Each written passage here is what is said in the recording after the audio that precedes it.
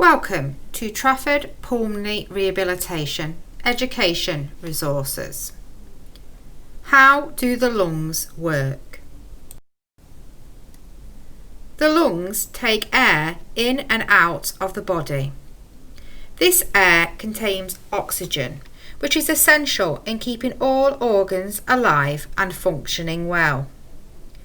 Air enters through the nose and mouth and flows down the windpipe, which is also called the trachea. The trachea splits into two branches so the air can flow into the two lungs. The branches of the trachea are called the bronchi. They are the first branches of the windpipe. But this structure keeps on branching into smaller and smaller branches. And eventually, on the end of the branches, there are air sacs where the oxygen can move from inside the lungs into the blood. The best way to imagine the structure of the lungs is to compare it to a tree. The windpipe or trachea is like the trunk of the tree.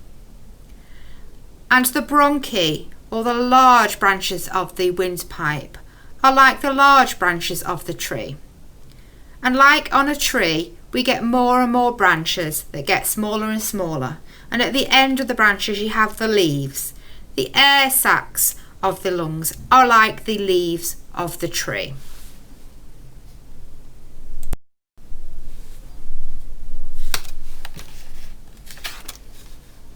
The lungs work very closely with the heart. The heart pumps blood towards the lungs, where it's able to pick up that vital oxygen. The blood then flows back to the heart, as it needs a big boost of pressure to push that blood that contains the oxygen around the body. There it can be delivered to all the vital organs. The blood then flows back to the heart, so it can continue that cycle to go back to the lungs again to pick up more oxygen. The level of oxygen that is travelling around in the blood is given a number. This number is a percentage. It is out of 100. This value is often taken by health professionals when they put a probe on your finger or ear. The normal oxygen level in the blood of someone that is living with a chronic lung condition is over 88%.